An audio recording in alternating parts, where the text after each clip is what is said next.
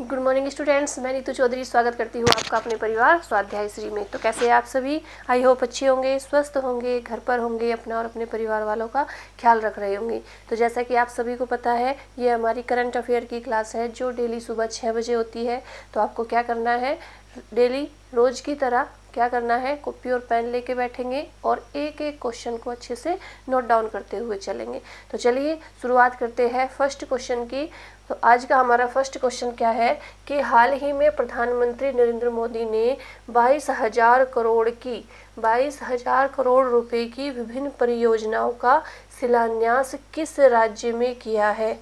बताइए, हाल ही में प्रधानमंत्री नरेंद्र मोदी ने 22,000 करोड़ रुपए की विभिन्न परियोजनाओं का शिलान्यास किस राज्य में किया है? तो किस राज्य में किया है 22,000 करोड़ की परियोजनाओं का शिलान्यास? गुजरात में किया है। कहाँ पर किया है? गुजरात में किया है। ठीक है, चलिए कुछ परियोजनाओं के बारे में देख लेते हैं। जब परियोजनाएं आ गई है तो भारत की प्रमुख नदी घाटी परियोजनाएं देख लेते हैं। कौन कौन सी परियोजना कौन से राज्य में है, कौन सी नदी पर है। तो एक एक को बहुत ही अच्छे से नोट डाउन करते हुए चलेंगे। ठीक है, तो चलिए सबसे पहली परियोजना कौन सी है? भाखड़ा नांगल परियोजना। भाखड़ा नांगल परियोजना कहाँ पर है? सतलुज नदी पर है और पंजाब में है। कहाँ पर? पंजाब में सतलुज नदी पर। दूसरी परियोजना है इंदिरा गांधी परियोजना। कौन सी नदी पर है? व्यास और सतलुज नदी पर है। ये राजस्थान में है। कहाँ पर है? राजस्थान में। तीसरी है पोंग परियोजना। पोंग परियोजना व्यास नदी पर है, हिमाचल प्रदेश में। कहाँ पर? हिमाचल प्रदेश में। इसके बाद नाथपा झाकरी परियोजना। क्वेश्चन किस तरह से पूछे जाएंगे आप लोगों से? इस तरह से पूछे जाएंगे, दुलहस्ती परियोजना किस राज्य से संबंधित है, या दुलहस्ती परियोजना कौन सी नदी पर है। इस तरह से क्वेश्चन पूछे जाएंगे। तो आपको नदी का भी पता होना चाहिए और राज्य का भी पता होना चाहिए, तभी तो आप आंसर सही लगा पाएंगे। ठीक है, तो चलिए इससे आगे है नाथपा झाकरी परियोजना कहाँ पर है? सतलुज नदी पर है। ये हिमाचल प्रदेश में हो जाती है। इसके बाद है दुलहस्ती परियोजना। ये चेनाब नदी पर है और कहाँ पर हो जाती है? जम्मू कश्मीर में। चलिए इनका फटाफट से स्क्रीनशॉट लीजिए या नोट डाउन कीजिए। आगे चलेंगे, इसी में तुलबुल परियोजना। तुलबुल परियोजना की बात करें तो ये कौन सी नदी पर है? झेलम नदी पर। कौन सी नदी पर है? झेलम नदी पर तुलबुल परियोजना। झेलम दिखाई दे रहा है, झेलम, झेलम। ठीक है, ये कहाँ पर? जम्मू कश्मीर में। जम्मू कश्मीर। अब तो दिखाई दे रहा होगा ना। चलिए इसके बाद चरेमा परियोजना। चरेमा परियोजना कहाँ पर है? रावी नदी पर है, हिमाचल प्रदेश में है। इसके बाद थीम परियोजना है। थीम परियोजना भी रावी नदी पर पंजाब और हिमाचल प्रदेश में है। कहाँ पर? पंजाब और हिमाचल प्रदेश। इसके बाद है सलाल परियोजना।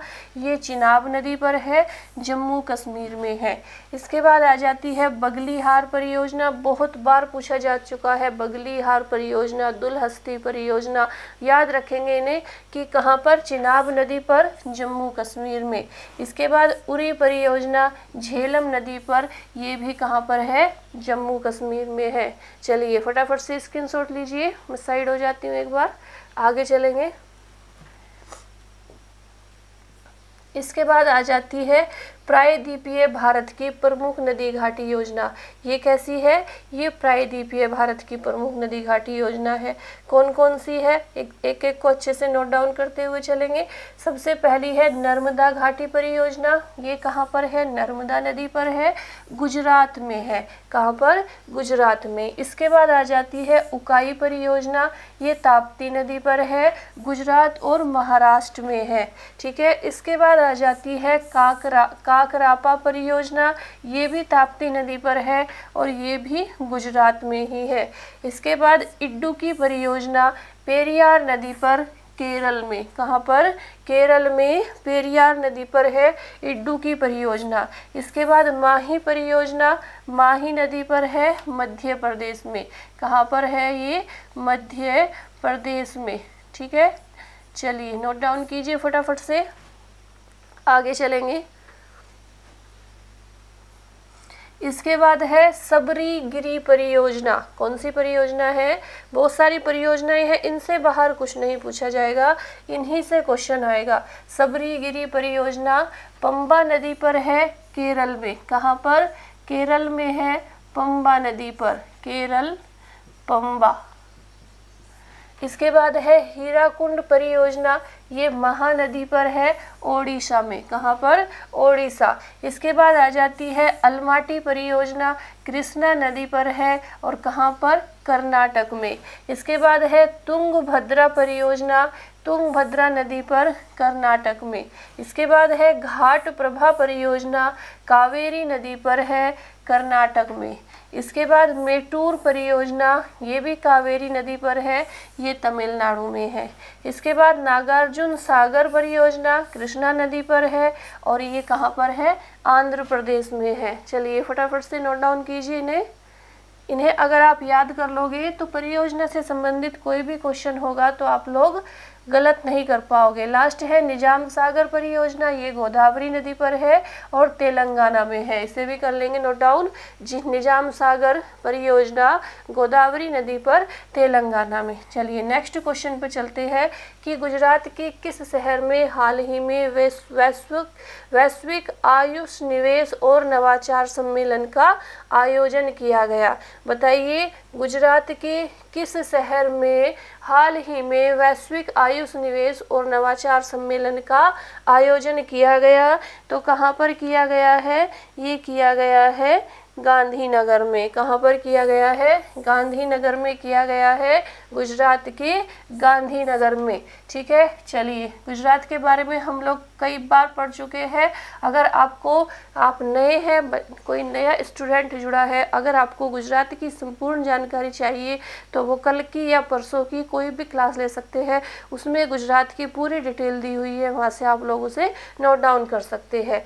नेक्स्ट क्वेश्चन है कि वेस्ट इंडीज के किस क्रिकेटर ने हाल ही में अंतर्राष्ट्रीय क्रिकेट से संन्यास लेने की घोषणा की है?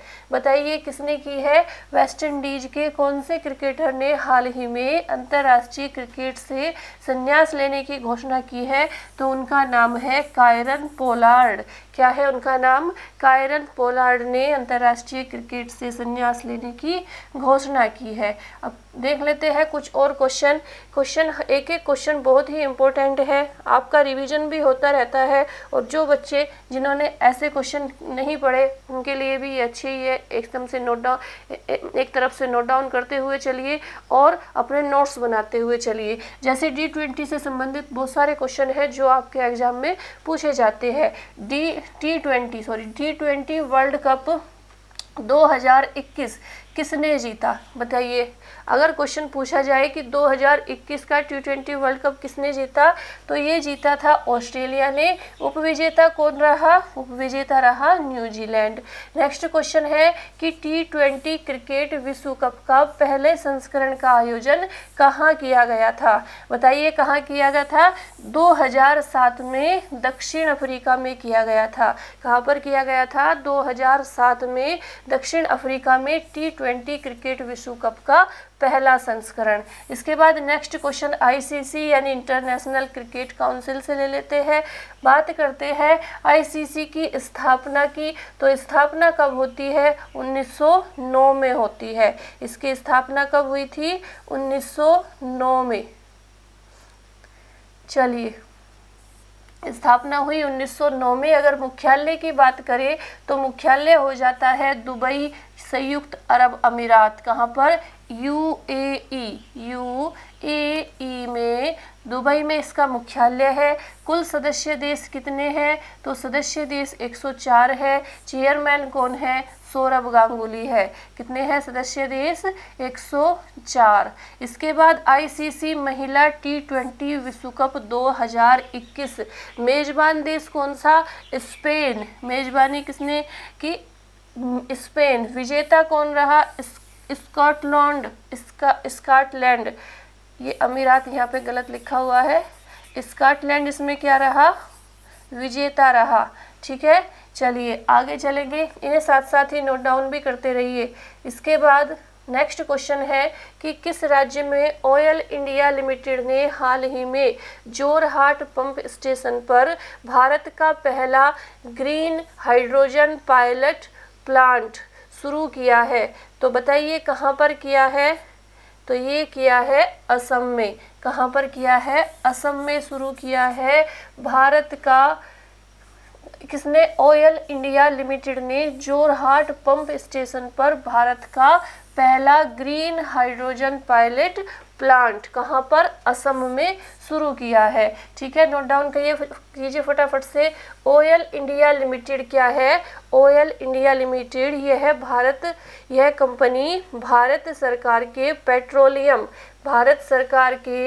पेट्रोलियम और प्राकृतिक गैस मंत्रालय के प्रशासनिक नियंत्रण के अधीन सरकारी स्वामित्व वाली भारत की एक बड़ी कंपनी है। ठीक है, प्राकृतिक गैस मंत्रालय और पेट्रोलियम के प्रशासनिक नियंत्रण के अधीन क्या है? सरकारी स्वामित्व वाली भारत की एक बड़ी कंपनी है। अगर इसकी स्थापना की बात करें तो 1959 यानी 1959 में इसकी स्थापना होती है। मुख्यालय की बात करें तो नोएडा में इसका मुख्यालय है, हेडक्वार्टर है। अध्यक्ष कौन है? सुशील चंद्र मिश्रा। वर्तमान में इसके अध्यक्ष कौन है? सुशील चंद्र मिश्रा वर्तमान में इसके अध्यक्ष है। चलिए नेक्स्ट क्वेश्चन पे चलेंगे। क्वेश्चन नंबर 5 कि हाल ही में किस राज्य सरकार ने ई गवर्नेंस पहल के तहत जन निगरानी ऐप लॉन्च किया है? बताइए किसने किया है? ई गवर्नेंस पहल के तहत कौन सा? जन निगरानी ऐप। तो किसने किया है? जम्मू और कश्मीर ने किया है। किसने किया है? जम्मू और कश्मीर ने ये ऐप लॉन्च किया है। चलिए जम्मू कश्मीर से संबंधित कुछ चीज़ें देख लेते हैं जो आपके एग्जाम में पूछी जाती है। जैसे जम्मू कश्मीर के जो दर्रे हैं उनकी एक ट्रिक है उन्हें याद करने की। जैसे कौन कौन से दर्रे हैं? जोजिला, काराकोरम, पीर पंजाल, बनिहाल और बुर्जिला प्रमुख दर्रे हैं। इन्हें याद कैसे करेंगे? जम्मू कश्मीर जाकर जो का पानी पी बाबू। क्या ट्रिक है? जम्मू कश्मीर जाकर जो का पानी पी बाबू। अब जो से आ जाता है जोजिला दर्रा, का से आ जाता है काराकोरम दर्रा, पी से आ जाता है पीर पंजाल दर्रा, बा से आ जाता है बनिहाल दर्रा और बू से आ जाता है बुर्जिला दर्रा। इस तरह से एक ट्रिक है ये इन्हें याद करने की। ठीक है, याद रखेंगे जम्मू कश्मीर जाकर जो का पानी पी बाबू से आपको सारे दर्रे जम्मू कश्मीर के याद हो जाएंगे। ठीक है, चलिए आगे चलते हैं। जम्मू कश्मीर का उल्लेख किस पुस्तक में मिलता है? बताइए जम्मू कश्मीर का उल्लेख जो है वो किस पुस्तक में मिलता है? तो वो मिलता है राजतरंगिणी में। राजतरंगिणी किसने लिखी थी? तो ये लिखी थी कल्हण ने। किसने लिखी है? राजतरंगिणी कल्हण ने लिखी है और जम्मू कश्मीर का पूरा उल्लेख राजतरंगिणी में मिलता है। नेक्स्ट क्वेश्चन क्या है कि हाल ही में जम्मू कश्मीर में गल्फ बिजनेस समिट का आयोजन किया गया। इसमें किस देश की कंपनी ने भाग लिया? इसी में जम्मू कश्मीर से संबंधित क्वेश्चन है कि इसमें क्या किया गया? गल्फ बिजनेस समिट का आयोजन किया गया। इसमें किस देश की कंपनी ने भाग लिया? हांगकांग की, यूएई यानी संयुक्त अरब अमीरात की और सऊदी अरब की। इनकी 33 कंपनियों ने इसमें भाग लिया। कितनी कंपनियों ने? हांगकांग, संयुक्त अरब अमीरात और सऊदी अरब की 33 कंपनियों ने इसमें भाग लिया। चलिए नोट डाउन कीजिए फटाफट से। आगे चलेंगे इसी में कि हाल ही में किस राज्य सरकार ने स्थानीय लोगों की सुरक्षा के लिए विलेज डिफेंस ग्रुप को मंजूरी दी? बताइए किसने दी? ये भी इसका आंसर भी क्या हो जाता है? जम्मू कश्मीर सरकार ने। तो जम्मू कश्मीर सरकार ने क्या किया है? स्थानीय लोगों की सुरक्षा के लिए विलेज डिफेंस ग्रुप को मंजूरी दी है। नेक्स्ट है कांचोट उत्सव। कांचोट उत्सव का आयोजन किस राज्य में किया गया? तो ये किया गया है जम्मू कश्मीर में। अगर पूछा जाए कांचोट उत्सव किस राज्य से संबंधित है तो ये जम्मू कश्मीर से संबंधित है। ठीक है, नेक्स्ट क्वेश्चन पे चलेंगे चलेंगे क्वेश्चन नंबर 6 कि निम्न में से कौन सा मंत्रालय नेशनल मेटलर्जिस्ट अवार्ड का आयोजन करेगा। बताइए कौन सा मंत्रालय करेगा, तो ये करेगा कौन सा, केंद्रीय इस्पात मंत्रालय। कौन सा मंत्रालय करेगा, केंद्रीय इस्पात मंत्रालय मेटलर्जिस्ट अवार्ड का आयोजन करेगा। चलिए आगे चलेंगे, कुछ क्वेश्चन देख लेते हैं कि अमेरिका सरकार में भारतीय मूल के व्यक्ति कौन कौन है। ये तो हमने कल पढ़ लिए थे, छोड़ो इसे। ठीक है, चलिए क्वेश्चन नंबर 7 पे पहुंचते हैं कि मझगांव डाक लिमिटेड ने भारतीय नौसेना को, मझगांव डाक लिमिटेड ने भारतीय नौसेना को स्कॉर्पियन श्रेणी की किस पनडुब्बी की आपूर्ति की है। बताइए किस पनडुब्बी की आपूर्ति की है, तो ये की है INS वागसीर की। कौन सी पनडुब्बी, INS वागसीर की आपूर्ति की है। आगे चलेंगे, कुछ देख लेते हैं इसरो से संबंधित कुछ क्वेश्चन, कुछ संगठन से संबंधित क्वेश्चन देख लेते हैं। जैसे इसरो है, DRDO है, ठीक है। तो सबसे पहले इसरो की फुल फॉर्म क्या होती है, इंडियन स्पेस रिसर्च ऑर्गेनाइजेशन। क्या होती है, इंडियन रिसर्च स्पेस ऑर्गेनाइजेशन, भारतीय अंतरिक्ष अनुसंधान संगठन। अगर बात करें इसरो की स्थापना की तो 15 अगस्त 1969 यानी 69 को इसकी क्या होती है, स्थापना होती है।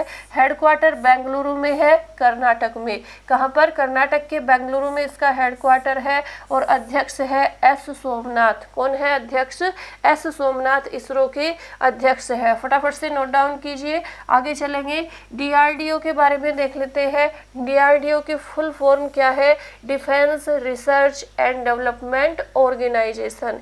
क्या है, defence research and development organisation. ठीक है, ये क्या हो जाती है, DRDO की फुल फॉर्म हो जाती है। अगर DRDO की स्थापना की बात करें तो 1958 में इसकी स्थापना होती है।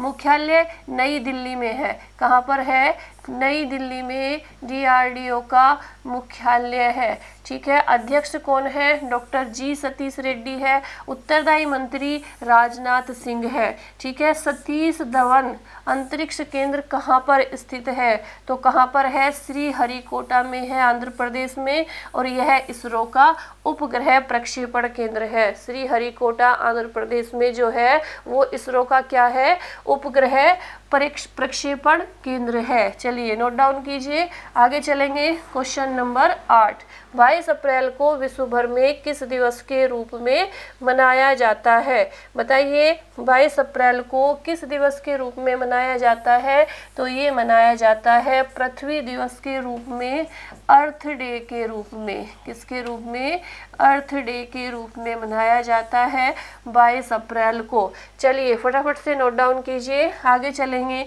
इसके बाद देख लेते हैं कुछ प्रमुख दिवस जैसे कुछ जनवरी से है, कुछ फरवरी से, कुछ मार्च से। तो हर महीने से हमने कुछ इम्पोर्टेंट डेज उठाए हैं, तो आप लोग अच्छे से नोट डाउन करते हुए चलेंगे। तो सबसे पहला कौन सा है, 12 जनवरी राष्ट्रीय युवा दिवस। कौन सा है, राष्ट्रीय युवा दिवस, जो विवेकानंद जी की जयंती पर मनाया जाता है, राष्ट्रीय युवा दिवस। दूसरा है 15 जनवरी सेना दिवस। 27 जनवरी अंतर्राष्ट्रीय प्रलय दिवस। 30 जनवरी शहीद दिवस। 28 फरवरी राष्ट्रीय विज्ञान दिवस। 8 मार्च अंतर्राष्ट्रीय महिला दिवस। 7 अप्रैल विश्व स्वास्थ्य दिवस। 8 मई अंतर्राष्ट्रीय रेड क्रॉस दिवस। क्या है, अंतर्राष्ट्रीय रेड क्रॉस दिवस है 8 मई को। ये दिखाई नहीं दे रहा होगा आपको, मैं यहाँ पर लिख देती हूँ, अंतर्राष्ट्रीय रेड क्रॉस दिवस। रेड क्रॉस दिवस ये कब है, 8 मई को। 8 मई, आप यहाँ से नोट डाउन कर लीजिए इसे। ठीक है, आगे चलेंगे। 11 मई को आ जाता है राष्ट्रीय प्रौद्योगिकी दिवस। 21 जून को अंतर्राष्ट्रीय योग दिवस। 11 जुलाई को विश्व जनसंख्या दिवस। 6 अगस्त को हिरोशिमा दिवस। 9 अगस्त को क्रांति दिवस। एक सेकंड, 9 अगस्त को क्या है? क्रांति दिवस। 20 अगस्त को सद्भावना दिवस। 29 अगस्त को राष्ट्रीय खेल दिवस। 5 सितंबर शिक्षक दिवस। 14 सितंबर हिंदी दिवस। 14 अक्टूबर संयुक्त राष्ट्र दिवस। 31 अक्टूबर राष्ट्रीय एकता दिवस और 11 नवंबर राष्ट्रीय शिक्षा दिवस। स्क्रीनशॉट ले लीजिए एक बार इनका या नोट डाउन कर लीजिए। एक बार मैं ये वाले भी दिखा देती हूँ आप लोगों को, फटाफट से देखिए, ठीक है, नोट डाउन कर लीजिए। चलिए आगे चलेंगे। क्वेश्चन नंबर 9 कि गुजरात की किस शहर में भारत के पहले पोर्टेबल सोलर रूफटॉप सिस्टम का अनावरण किया गया? बताइए, गुजरात के किस शहर में भारत के पहले पोर्टेबल सोलर रूफटॉप सिस्टम का अनावरण किया गया? बताइए कहाँ पर किया गया है? तो ये किया गया है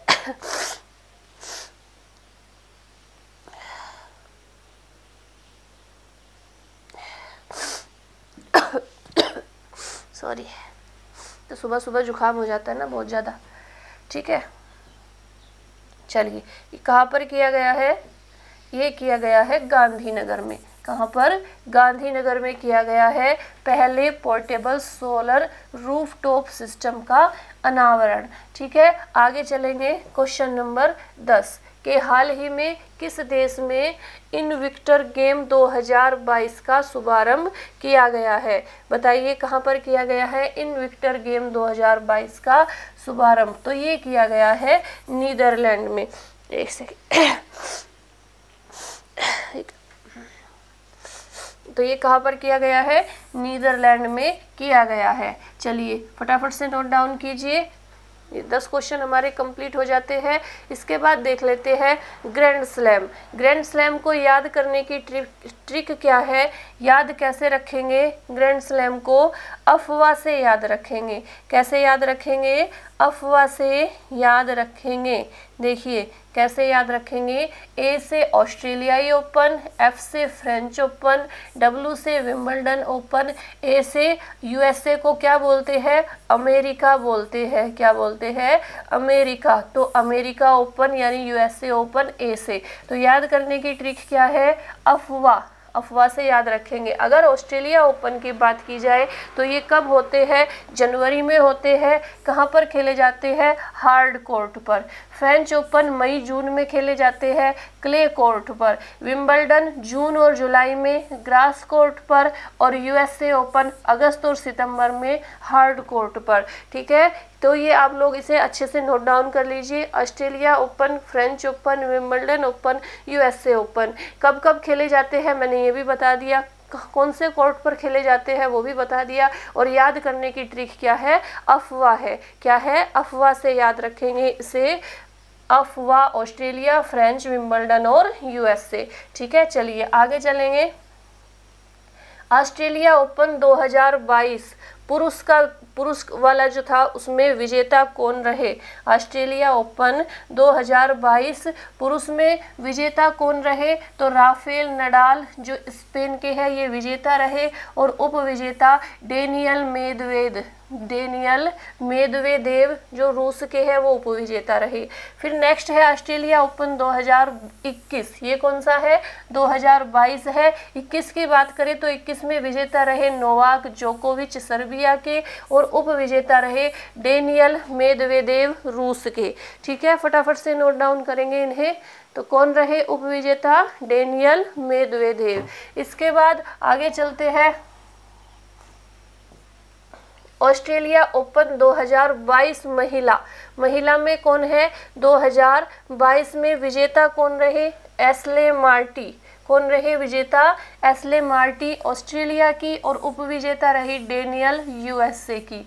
अब 21 की बात करते हैं कि 21 में कौन रही थी? तो विजेता थी नवामी ओसाका। कौन थी? नवामी ओसाका जापान की। और उप विजेता जेनिफर ब्रेडी यूएसए की, ठीक है। तो 2022 में एशले मार्टी विजेता रही, डेनियल उपविजेता। 2021 में महिला में नवामी ओसाका विजेता और उपविजेता जेनिफर ब्रैडी। चलिए आगे चलेंगे। फ्रेंच ओपन 2021 पुरुष 2021, 2022 के तो अभी हुए नहीं, तो 21 की बात करेंगे। तो 2021 में जो विजेता रहे वो कौन रहे? नोवाक जोकोविच सर्बिया के, और उपविजेता सीतसिपास ग्रीक के। अगर बात करें फ्रेंच ओपन 2021 में महिला की, तो महिला में विजेता रही बारबोरा चेक गणराज्य की, और उपविजेता रही अनास्तासिया, क्या है? अनास्तासिया रूस की, ये उपविजेता रही 2021 फ्रेंच ओपन में। पुरुष में कौन? नोवाक जोकोविच, इस महिला में कौन? बारबोरा। चलिए आगे चलेंगे। फ्रेंच ओपन 2021 पुरुष, ये तो हो गया, दो बार आ गया। इसके बाद विंबलडन ओपन 2021 देख लेंगे। इसमें पुरुष में विजेता कौन रहे? 2021 में पुरुष में विजेता रहे नोवाक जोकोविच, और उपविजेता मैटेओ बेरेटिनी इसमें उपविजेता रहे विंबलडन ओपन 2021 पुरुष में। विंबलडन ओपन 2021 महिला में विजेता कौन रही? एस्ले बार्टी, और उपविजेता करोलिना, कौन रही? उपविजेता करोलिना चेक गणराज्य की ये उपविजेता रही। ठीक है। इसके बाद यूएस ओपन 2021 की बात करें तो इसमें पुरुष में विजेता कौन रहे? तो पुरुष में विजेता रहे डेनियल मेदवेदेव रूस के हैं, और उपविजेता नोवाक जोकोविच सर्बिया से। ये अब 2021 में क्या हुए? यूएस ओपन में ये उपविजेता रहे, और विजेता रहे डेनियल मेदवेदेव। अब यूएसए ओपन 2021 महिला की बात करते हैं तो महिला विजेता रही एमा रादुकोनु ब्रिटेन की, और उपविजेता रही लैला एनी जो कनाडा की थी। ठीक है। उपविजेता कौन थी? लैला एनी। आगे चलेंगे तो ये हमारे क्वेश्चन कंप्लीट हो जाते हैं। इसके बाद आ जाती है हमारी आज की पुस्तक देवदास। देवदास पुस्तक के लेखक कौन है? बताइए। ये आज की नहीं, ये हमारी कल की पुस्तक है ना?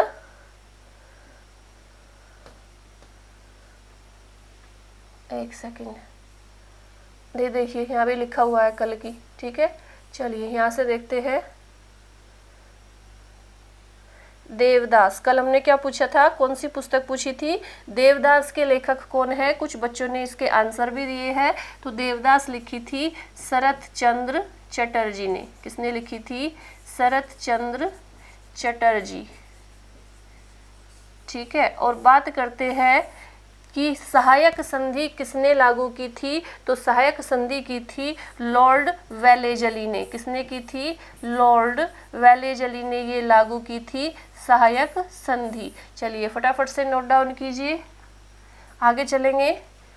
अब आज की पुस्तक हमारी ये इन्होंने टाइप नहीं की है, ये मिस्टेक हो गई, रह गई, कोई बात नहीं, हम कल की क्लास में पूछ लेंगे। ठीक है। तो कल का रिवीजन भी कर लेते हैं एक बार फटाफट से 5 मिनट के अंदर कि भारतीय सेना की त्रिशक्ति कोर द्वारा पूर्व कृपाण शक्ति का आयोजन किस राज्य में किया गया? तो कहाँ पर किया गया? पश्चिम बंगाल में किया गया। रोबिन उथप्पा को ब्रेन हेल्थ इनिशिएटिव का ब्रांड एम्बेसडर किस राज्य सरकार ने नियुक्त किया? तो किसने किया? कर्नाटक सरकार ने। उड़िया भाषा के गायक और संगीत निर्देशक का हाल ही में निधन हो गया, उनका नाम है प्रफुल्ल कर। ठीक है। 12वीं सीनियर पुरुष राष्ट्रीय हॉकी चैंपियनशिप किस राज्य की टीम ने जीत ली? तो यह जीती है हरियाणा की। ठीक है। नेक्स्ट है, हाल ही में किस शहर में इथोस डिजिटल ने पहला आईआईटी प्रशिक्षण सेवा केंद्र लॉन्च किया? तो किसने किया? ये किया है लेह में। नेक्स्ट है, हाल ही में India pulse and grains association ने किसे नया अध्यक्ष नियुक्त किया? तो विमल कोठारी को जीतू बेहड़ा की जगह लेंगे। हाल ही में नववर्ष उत्सव पहला बैसाख कहाँ मनाया गया? बांग्लादेश में मनाया गया। हाल ही में किसे मेलकम है ये मेलकम आदिस एशिया पुरस्कार 2022 से सम्मानित किया गया? तो प्रभात पटनायक को किया गया। संयुक्त राष्ट्र चीनी भाषा दिवस कब मनाया गया? 20 अप्रैल को मनाया गया। भारत के अगले सेना अध्यक्ष के रूप में किसे नामित किया गया? गया, मनोज पांडे को नामित किया गया। ठीक है, तो चलिए फटाफट से ये हमारे क्वेश्चन कंप्लीट हो गए हैं। क्लास को रोक रोक के आप क्या कर सकते हैं, एक एक क्वेश्चन को अच्छे से नोट डाउन कर सकते हैं और अपने नोट्स बना सकते हैं। ठीक है, तो आज के लिए इतना ही रखेंगे। अगर क्लास आपको अच्छी लगती है तो वीडियो को शेयर करना न भूलें, चैनल को सब्सक्राइब करें जिससे आपको नोटिफिकेशन मिलता रहे हर क्लास का, और क्या करना है, लाइक करना तो बिल्कुल भी नहीं भूलना है। ठीक है, तो आज के लिए इतना ही रखेंगे। धन्यवाद। नए क्वेश्चंस के साथ कल फिर मिलेंगे। जय हिंद।